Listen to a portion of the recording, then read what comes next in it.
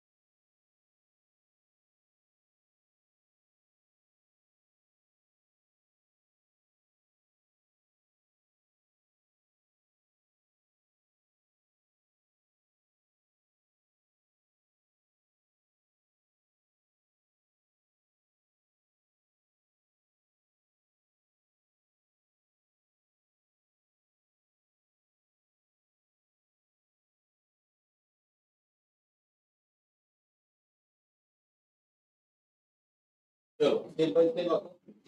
ছবিটা হয়তো ছোট ক্লাসেও পড়েছো, টেনে ছিল রাইট, তখনও পড়েছো, এখনো আরেকবার করে নাও। ছোট ক্লাসে আমরা অনেক কিছু না বুঝে মুখস্থ করেছিলাম, এবার আমরা সবটুকু বুঝে করবো, কোনো চিন্তা নেই, ভালো লাগবে দেখবে।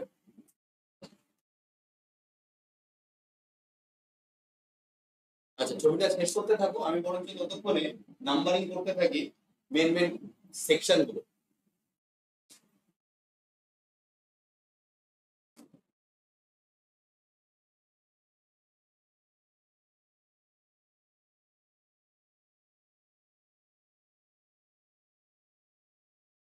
আচ্ছা পয়েন্টিং এর নাম্বারিং গুলো করি আমি, রাইট? নিচের দিক থেকে যাই।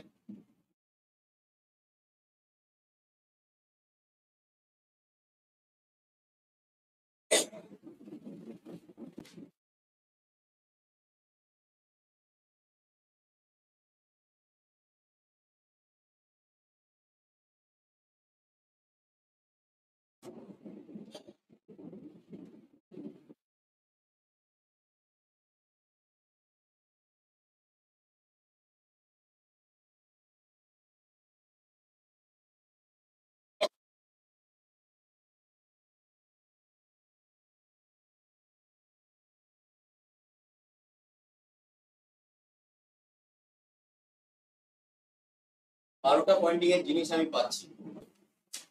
চলো এই স্ট্রাকচারটা দুটো পয়েন্টিংটা আমি বলেছি, শেষের দিক থেকে এই ওপেনিংটাকে নিচের সাইডে এটাকে ভ্যাজাইনা বলা, এরই বাইরের দিকে বার্থোলিনস গ্ল্যান্ড থাকে যেটা লুব্রিকেশনে হেল্প করে। Number 2 cervix. ভ্যাজাইনার পর এই যে চেম্বারটা দেখতে পাচ্ছ, আমার হাতটা এই মুহূর্তে যে জায়গাটায় আছে, খুবই ছোট একটা লোয়ার অ্যাবডোমেনের ভেতরে ফিমেলদের বডিতে একটা খুবই ছোট, কিন্তু এর ভেতরেই কিন্তু আমরা ছোটবেলায় বড় হয়েছি মায়ের পেটে। খুব ছোট হলেও স্ট্রাকচারটা খুব ফ্লেক্সিবল, অনেকটা বড় হতে পারে ব্লাডারের মতো। এই স্ট্রাকচারটাকে ইউটেরাস বলে। এক্সটার্নাল ভ্যাজাইনা আর এই ইউটেরাসের মাঝে একটা ন্যারো চ্যানেল থাকে, এটা মাসেলের ওয়াল থাকে দুটো, এই মাঝের ন্যারো চ্যানেলটাকে সার্ভিক্স বলে। লেখো পয়েন্টিং। তারপরে দেখো 3, 4 আর 5 এই তিনটে পয়েন্টিং আমি এই সাইডে করেছি। এটার মূল কারণ হলো ইউটেরাইন ওয়ালটাকে বোঝানোর জন্য। এখান থেকে কোশ্চেন আগের দিন যেরকম ওই টেস্টিসের লেয়ারিং গুলো বোঝানোর সময় আমি বলেছিলাম ভাগ ভাগ একটা অ্যাপ্লিকেশন তৈরি করে দিয়েছিলাম, এক্ষেত্রেও এখানে কাজে লাগে। ইউটেরাসের আউটার মোস্ট লাইনিংটাকে কি বলে দেখো, নাম্বার 3 4টাকে টাচ করিয়েছি মিডলের জায়গায়, যেটা বোঝানোর জন্য একটা দাগ হালকা টেনেছি। আর 5 হলো এই একদম ইনার মোস্ট সাইডে ব্লু কালার। ধরে নিলাম এইটা নাম্বার 3 একদম আউটার মোস্ট দাগটাকে টাচ করবে, প্রিসাইসলি আঁকলে number 3 is of uterus. Of ইউটেরাসটা লিখতে হবে না, পেরিমেট্রিয়ামটা ছিল। নাম্বার 2 যেটা মাঝের অংশ মিডল পোর্শন সেটাকে বলা হয় মায়োমেট্রিয়াম। আর নাম্বার 5 ইনার মোস্ট পোর্শন, এখানেই কিন্তু সাইডটা অ্যাটাচ হয়।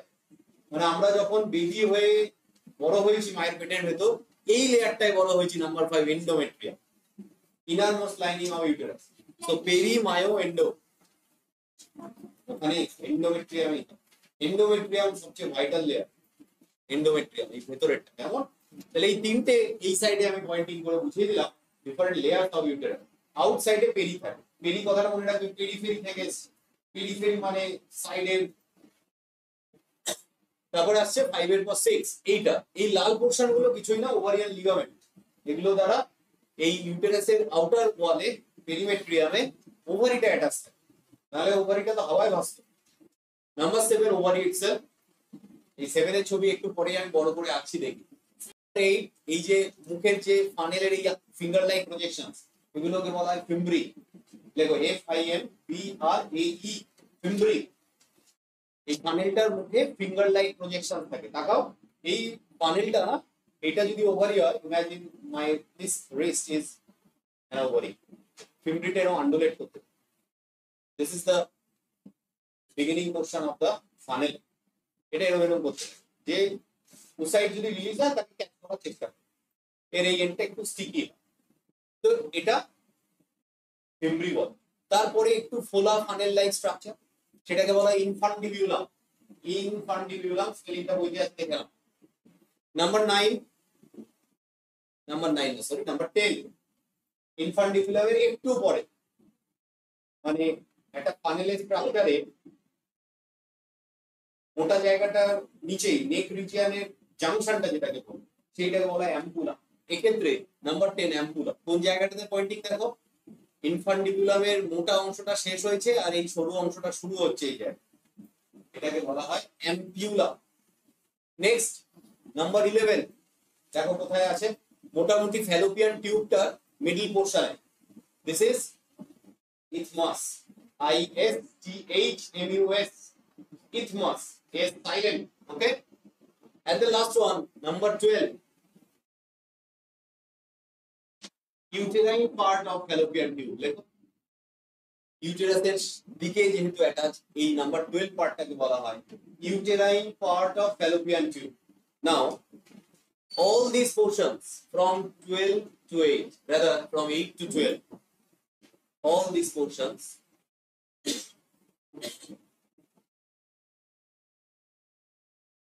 are considered under fallopian tube. This is also known as oviduct. Clear? Fertilization আমাদের internal হয়। Exactly কোন জায়গায় fertilization হয় জানো? How can we define fertilization? The union of male gamete and female gamete, right? Fertilization এই জায়গায় হয়। A typical average case যদি আমরা স্টাডি করি, this is the main portion where fertilization generate takes place. এই রিজিয়নটাকে বলা হয় অ্যাম্পুলা ইথমাস জাংশন। পরে পাবো যখন ফার্টিলাইজেশন ডিটেইলসে পড়াবো, এই কথাটা আবার আসবে। জানি না সেদিন আমার এই ছবিটা আঁকার প্রয়োজন হবে কিনা, যদি তোমরা মনে রাখতে পারো তাহলে এই ছবিটা আমার আঁকতে হবে। এই রিজিয়নটাকে একটু হাইলাইট করে রাখো, কিন্তু এই রিজিয়নটা শুধু ফিমেল রিপ্রোডাক্টিভ ট্র্যাকের ছবি করলে এটা আঁকতে হবে বা এরকম হাইলাইট করতে যাও, কিন্তু এটা কোথাও স্টার দিয়ে লিখে রাখো। This region is known as ampulla isthmus junction where the fertilization generally takes place. এবার চলো একটা ওভারি বড় করে দিই, এই পোরশনটা আবার বড় করে আঁকি, রাইট? চলো দেখি কেমন দেখতে হয়।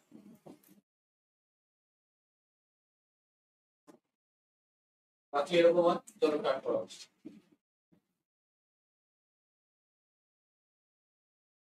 এরও কিন্তু জার্মিনাল এপিথেলিয়াল লেয়ার থাকে, লাইক টেস্টিস, সেমিনিফেরাস টিউবিউলস এর ক্রস সেকশন। টেস্টিস বলাটা ঠিক না, সেমিনিফেরাস টিউবিউলস যার ভেতরে অ্যাক্টিভ স্পামগুলো তৈরি হয়। সেখানেও আমরা যখন এলআর টু দেখেছিলাম, বেসাল ল্যামিনা, জার্মিনাল এপিথেলিয়াম পড়েছিলাম, তো এগুলো এখানেও কিন্তু থাকে। সো এই ওভারির আউটার লেয়ারটায় এই এপিথেলিয়াল লাইনিংটাকে দেখানোর চেষ্টা করি।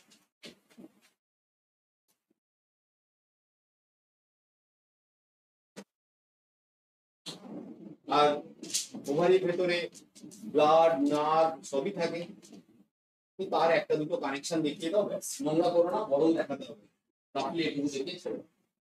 আমরা জানি females, human females are known to take part with certain number of primary follicles in their oocyte, right?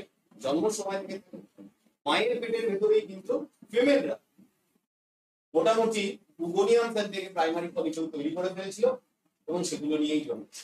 যদিও প্রচুর উগোনিয়াম সেলও দেখা যায়, কিন্তু সেগুলো একটাও অ্যাক্টিভ নয়, বুঝলে, সেগুলো খুবই ছোট থাকে। এই উগোনিয়াম সেলের মধ্যে কয়েকটা আবার একটু বড় বড় থাকে, সামান্য বড়, বেশি বড় বড়। এগুলোকেই তোমরা বলতে পারো primary follicles or primary oocyte. এখানে প্রাইমারি ফলিকলস কথাটা আমি ব্যবহার করি। ফলিকল আর ওসাইট এর মধ্যে একটা টেকনিক্যাল ডিফারেন্স আছে, আমি বোঝাচ্ছি। একটু আঁকাটা একটু পরের দিকে যাই। প্রত্যেক মাসে অল্টারনেট মাসে এক একটা ওভারি, দু সাইডে দুটো ওভারি থাকে। তো ধরো একটা মাসে যদি এইটাতে ওসাইট ডেভেলপ হয়, ওই সময় কিন্তু এখানে স্টপ থাকবে ওসাইট ম্যাচুরেশন, এটা রিলিজ হয়ে যাবে। সেখানে যদি আবার পরে ফার্টিলাইজেশন না হয়, মিশ্র ব্রিডিং হয়, তো নেক্সট মাসে আবার এটাতে হবে। এভারেজ এটাই হয়, জেনারেলি এটাই। এক্সেপশনাল কেস আমরা একদম মাথায় ঢোকাতে যাবো না, স্যার ওটা হলে কি হবে, স্যার সেটা হলে কি হবে, এই কোয়ারিজ গুলো এখন এলোই না।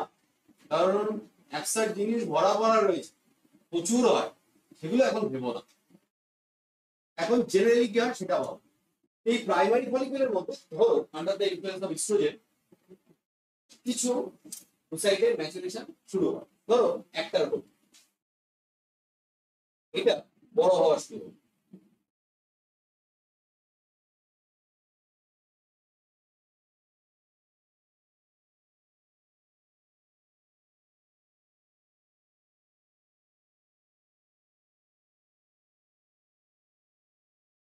আমি কমপ্লিট করে নিই, তারপরে তোমরা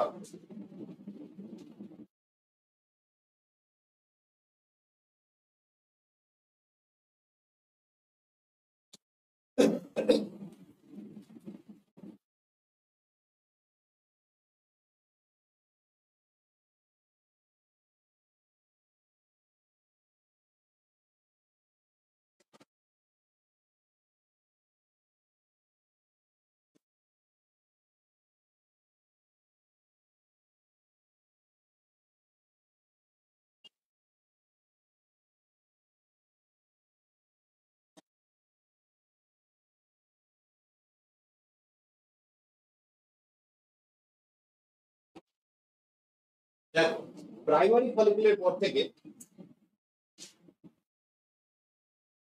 এর ডেভেলপমেন্ট শুরু হয়।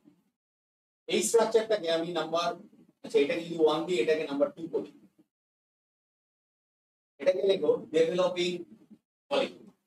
আমরা এই স্টেজটাকে দেখি যেখানে অলমোস্ট স্ট্রাকচারটা রেডি হয়ে গেছে, and it's ready to liberate, বেরিয়ে যাওয়ার জন্য রেডি।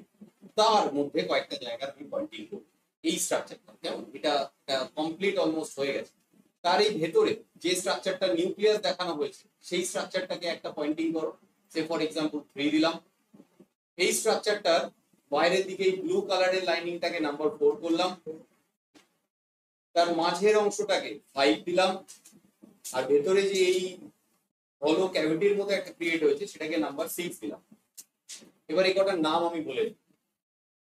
এই যে স্ট্রাকচারটা আঁকা হয়েছে, এই স্ট্রাকচারটাকে কি বলে? ইটসেলফ এমন কোনো পয়েন্টিং নেই যেটাতে এই স্ট্রাকচারটাকে ডিফাইন করা যায়। এইখানে আমি একটা পয়েন্টিং করি নাম্বার 7। নাম্বার 7 যেখান দিয়ে দাগটা কেটেছি, এটা আগে লেখো, লেখো ম্যাচিওর ওসাইট, ম্যাচিওর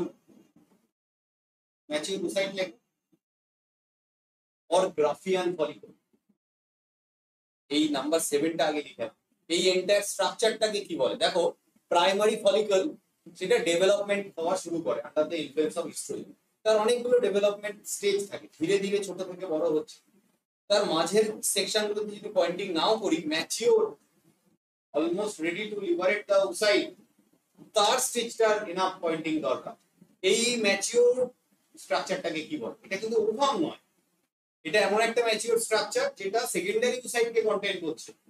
এই ম্যাচিওর স্ট্রাকচারটাকে নাম্বার 7 দিয়ে আমরা আগে লিখে নিই, গ্রাফিয়ান ফলিকল বলে। Mature oocyte containing structure within the ovary, এই স্ট্রাকচারটাকে গ্রাফিয়ান ফলিকল বলে। যার জন্য গ্রাফ বলে একজন সায়েন্টিস্ট ডিসকভার করেছে, যার জন্য গ্রাফিয়ান ফলিকল সবসময় ক্যাপিটাল দিতে লিখতে হয়, GRAAFIAN, গ্রাফিয়ান। স্পেলিংটা বহুত ভুল থাকে, বইতেও দেখেছি বা অন্যান্য জায়গাতে, এটা একটু কেয়ারফুল থাকে। So here we will describe different pointing of Graafian follicle. Number 7 দিয়ে Graafian follicle বলে দিলাম। তো Graafian follicle এর কতগুলো পার্ট আছে, এই ফলিকলটা অ্যাকচুয়ালি কি কি নিয়ে তৈরি হয়। মাঝখানে এই স্ট্রাকচারটা, এটা অ্যাকচুয়ালি oocyteটা, বুঝলে? এই পুরোটা কিন্তু oocyte না, পুরোটা ডিম না, এইটা অ্যাকচুয়ালি oocyteটা। তো নাম্বার 2.2 না 3, এটাতে লেখো সেকেন্ডারি oocyte। তার মানে বুঝতে পারছো এই ছবিতে বাকি পয়েন্টিং আছে মানে সেকেন্ডারি oocyte ছাড়াও এর সাথে অনেক কিছু অ্যাটাচ। খেয়াল করে দেখো, সেকেন্ডারি oocyteর বাইরে না, এই জায়গাটা কিন্তু অনেক অনেক প্যাকড অফ সেল দ্বারা ঘেরা থাকে। This secondary oocyte is surrounded by millions of cells within a Graafian mature follicle. এই সেলগুলোকে কি বলে জানো? যেগুলো সেকেন্ডারি oocyte-এর জাস্ট বাইরে থাকে, এগুলো নারিশমেন্টে হেল্প করে, এদেরকে গ্র্যানুলোসা সেলস বলা হয়। গ্র্যানুলোসা সেলস, এগুলো নার্সিং সেলও বলে। তার সেকেন্ডারি oocyte কোথায় নার্সিং করে? যখন এই ডেভেলপমেন্টের স্টেজে থাকে তখন এই সেলগুলোই কিন্তু একে ঘিরে ওকে পুষ্টি যোগান দেয়, নারিশমেন্ট দেয়। এই সেলেরই কয়েকটা কিন্তু এখনো দেখো বেরিয়ে গেছে ওরমটা, তাও দেখানোর চেষ্টা করেছি যে এর আউটার লাইনিং এ এখনো কিছু সেই সেলের কানেকশন রয়ে গেছে, এবং তাই হয় এই এর কিছু সারাউন্ডেড সেল নিয়েই ও বেরোয়। মাঝখানে একটা হাসি মুখ দেখানো হয়েছে, এই জায়গাটা অ্যাকচুয়ালি লিকুইডটা, লিকুইড ফলিকিউল, লিকুয়ার ফলিকিউলি বলে এটা। এই ক্যাভিটিটাকে অ্যান্ট্রাম বলে, এটাকে অ্যান্ট্রাল ফ্লুইডও বলা। সো লিখে নাও ANTRUM, অ্যান্ট্রাম। ফ্লুইডটাকে লিকুয়ার ফলিকিউলি বা অ্যান্ট্রাল ফলিকিউলিও বলা। অর্থাৎ গ্রাফিয়ান ফলিকুলের ভেতরে এই জায়গাটা অ্যাকচুয়ালি হলো নয় বা ভ্যাকুয়াম নয়, it's filled with liquid, antral liquid. এই জায়গাটা নাম্বার 6, পয়েন্টিং এর নাম্বার 6। তাহলে কি কি বললাম? নাম্বার 3 বললাম সেকেন্ডারি oocyte, একটু মিলিয়ে নাও। নাম্বার 5 বলেছি গ্র্যানুলোসা সেল, এইখানে যেখানে যেখানে আছে সেগুলো সবই নাম্বার 5 গ্র্যানুলোসা সেল। নাম্বার 6 এই মাঝখানের ফাঁকা জায়গাটা অ্যান্ট্রাম। নাম্বার 4 বলি, নাম্বার 4 এই ছবি অনুযায়ী কোনটাকে সিগনিফাই করছে? ব্লু বর্ডারটা, right? This is thecal cell. এইটাই ইস্ট্রোজেনকে সিগনিফাই করে। দেখো এই ব্লু বর্ডারটা কিন্তু ব্যাক যাও এদেরও ছিল, কিন্তু এই প্রাইমারি ফলিকলসটা বাইরে যে ব্লু বর্ডারটা ছিল এটা খুব সরু ছিল, ছোট ছিল। এর মধ্যে থেকে যেটা ডেভেলপ হওয়া শুরু করবে কেবল সেটাই কিন্তু ইস্ট্রোজেন তৈরি করবে, ম্যাচিওর হবে। বাকিগুলোর উপর এফএসএইচ এর কাজ স্ট্রং হয়।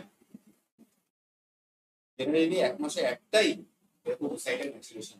এবার বুঝতে পারলে এই জায়গাটাকে কেন প্রাইমারি ফলিকল বলেছিলাম। প্রাইমারি oocyte দিয়ে কিন্তু শুধু এই জিনিসটাকে সিগনিফাই করা হয়। এই জিনিসটা অনেক ছোট ছিল, কিন্তু ছোট হলেও এই oocyte ছিল বাইরে অল্প হলেও, একটা লেয়ার হলেও কিন্তু গ্র্যানুলোসার লাইনিং ওখানেও থাকে, এই ছোট জায়গাতেও থাকে।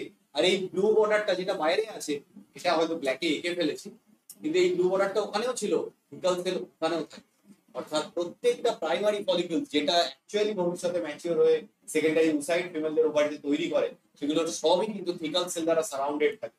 আর এই সেই থিকাল সেল যে অ্যাকচুয়ালি ইস্ট্রোজেন বা ইনহিবিন সিক্রেট করে, একটু আগে যেটা হরমোনাল ইম্পালসে বুঝিয়েছিলাম। থিকাল সেল প্রচুর প্রশ্ন আসে, অনেক স্টুডেন্টের ধারণা নেই, তারা ভাবে এই জার্মিনাল সেলটাকে থিকাল সেল বলে। একদম নয়, এইটা কিন্তু এমনি জার্মিনাল সেল, যেটা জার্মিনাল এপিথেলিয়াম বলা হয়। জার্মিনাল এপিথেলিয়াম, জার্মিনাল এপিথেলিয়াম যে কোনো অর্গানের যেমন এপিডার্মিস বা এপিথেলিয়াম লেয়ার থাকে, এটাতেও থাকে। কিন্তু থিকাল সেল অ্যাকচুয়ালি প্রত্যেকটা ফলিকলের আউটার মোস্ট লাইনিং, সেটাই কিন্তু বড় হয়। পরবর্তীকালে কি হচ্ছে দেখো, ফেটে বেরিয়ে গেল, মানে ম্যাচিওর কমপ্লিট, এবার এর ভেতরে থেকে লাভ নেই। এই ফেটে বেরোনোটাকে কি বলে? This event is known as ovulation and it is being modified or controlled by the hormone LH, luteinizing hormone. Only under the influence of high level of LH, ovary is known to release oocyte. So here the structure that has been released from the ovary is nothing but the collection of ভেতরে আছে secondary oocyte, বাইরে আছে রেমনেন্টস of গ্র্যানুলোসাস sales. তাহলে কি কি ফেলে গেল, এটা কিসের স্ট্রাকচার যেটা এর ভেতরে রয়ে গেল? অ্যান্ট্রাল ফলিকিউলার লাইনিংটা রয়ে গেছে, বাইরে থিকাল সেলের লাইনিং রয়ে গেছে, আর গ্র্যানুলোসাস সেলসটা রয়ে গেছে। ঠিক কিনা বলো? এখানে একটা কিছু স্ট্রাকচার রেমনেন্ট হয়ে গেল। এর পরের দশাতেই এই স্ট্রাকচারটাকে বলা হয় কর্পাস লিউটিয়াম। সো এখানে পয়েন্টিং হবে প্রবাবলি নাম্বার 8। So number 8 দিয়ে লেখো, this is corpus luteum. This structure will try to maintain itself for next 7 to 10 days and it will produce progesterone under the influence of LA. এবার ধরো fertilisation হলো না, fertilisation না হলে embryo তৈরি হয় না, মায়ের পেটের ভেতরে এমব্রায়ো তৈরি হয় না, এমব্রায়ো না তৈরি হলে নিচে কিছু হরমোন ব্যাক করে, তৈরি হওয়ার সাথে সাথেই করবে। যেহেতু সেই হরমোনটা এ খায় না, ফলে এর সাস্টেনেবিলিটি ওই 7-10 দিনের পর আর থাকে না, তখন এটা ধ্বংস হওয়া শুরু করে এবং এই লাস্ট স্ট্রাকচারটা তৈরি হয় number 9। This is known as corpus albicans, অর্থাৎ এটা শুকিয়ে নষ্ট হয়ে যায়। এইটা যেই ফর্ম হয়ে যাবে নেক্সট মাসে আবার প্রথম বা ওসাইট ম্যাচুরেশন আবার স্টার্ট, সেটা হয়তো এই ওভারিতে হবে না, পাশের ওভারিটা কিন্তু হবে। এই যে বেরোলো এটা কি ওভাম না ওসাইট? চলতি ভাষায় ভুল হলে ওভাম বারবার বেরিয়ে যায়, কিন্তু এটা টেকনিক্যালি সেকেন্ডারি ওসাইট। ঠিক, এটাই মনে করে একটা চলো এই স্ট্রাকচারটাকে আছে। হ্যাঁ,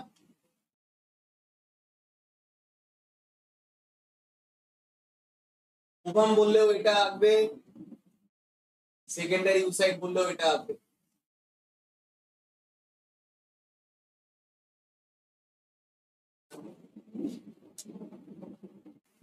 এর পরের স্ট্রাকচারটা একটা রেড পেন ইউজ করি, রেড পেন দিয়ে একটা স্লাইড উইক লাইনিং আঁকি এর বাইরে।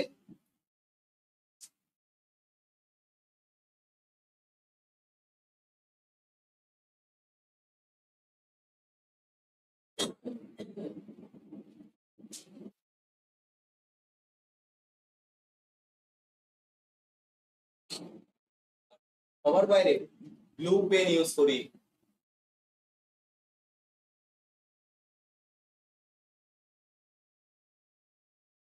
দিয়ে কতগুলো স্কেলার। তো বড় বড় এঁকো, যত ছোট আঁকবে it will consume lots of time, বড় বড় আঁকবে।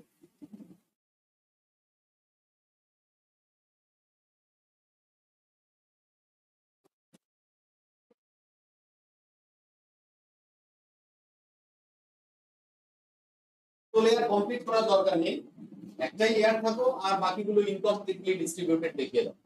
এদেরও নিউক্লিয়াস থাকে, সো দেখাতে পারো, অসুবিধা নেই। প্রত্যেকটা সেলের আমি পয়েন্টিং করে বুঝিয়ে দিচ্ছি। দেখো ইনারমোস্ট জায়গায় যে ব্ল্যাক পোর্শনটা এঁকেছি, এটা নাম্বারিং করি, কি দিয়ে নাম্বার করবো? 1। তারপর ফার্স্ট ব্ল্যাক বর্ডারটা এটা 2, তারপর মাঝের ফাঁকা গ্যাপটা নাম্বার 3, তারপর রেড বর্ডারটা নাম্বার 4, আর লাস্টে এই ব্লু সেলস গুলো নাম্বার 5। এই 5টা পয়েন্টিং করি আমি এই ছবিটার জন্য। The diagram showing the mature oocyte that has been already released from the over. চলো পয়েন্টিং গুলো বলি। Number 1 is secondary oocyte, correct? আচ্ছা এই জায়গাটা না এরকম নীল ডট না দিয়ে এরকম করে, তাহলে এটা নিউক্লিয়াস আরো প্রমিনেন্টলি বোঝা যায়। তা না হলে কেউ কেউ ভাবতে পারো এর ভেতরে এইটুকু হয়তো, তা না, এই পুরো সেকেন্ডারি oocyteটাই বড় করে। This entire structure is known as secondary oocyte. Pointing number 1, secondary oocyte.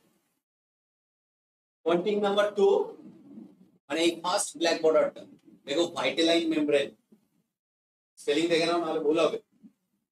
এইটাই হলো oocyteর plasma membrane. Plasma membrane of oocyte আর ওভাম যদি জিজ্ঞেস করে পরীক্ষায় শর্ট কোশ্চেনে, your answer will be vitelline membrane. স্পেলিংটা দেখে নিও নাহলে ভুল করতে পারো।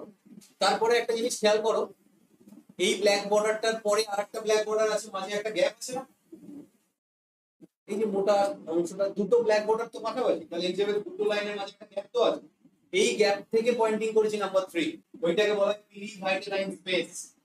অর্থাৎ ভাইটালাইন মেমব্রেনের ইমিডিয়েট অ্যাডজাসেন্ট একটা ফাঁকা জায়গা থাকে, এটাকে বলা হয় পেরি পেরি কথাটা কেন এসছে, পেরিফেরিক দিকে থাকে, পেরি ভাইটালাইন স্পেস, জায়গাটা অ্যাকচুয়ালি ফাঁকা থাকে। নেক্সট এই লাল রঙের বর্ডারটা, এটা প্রোটিন দিয়ে তৈরি হয়, এর মধ্যে কোনো সেল নেই, নাম জোনা পেলুসিডা। এটা কোনো সেলুলার পার্ট না, প্রোটিন মেড পার্ট।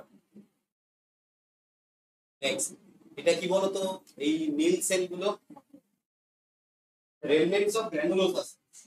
ম্যাচিওর ওসাইটের ক্ষেত্রে মানে এটা যখন রিলিজ হয়ে যায় তখন গ্র্যানুলোসাস বলা যায়, তখন এর নাম হলো করোনা রেডিয়েট।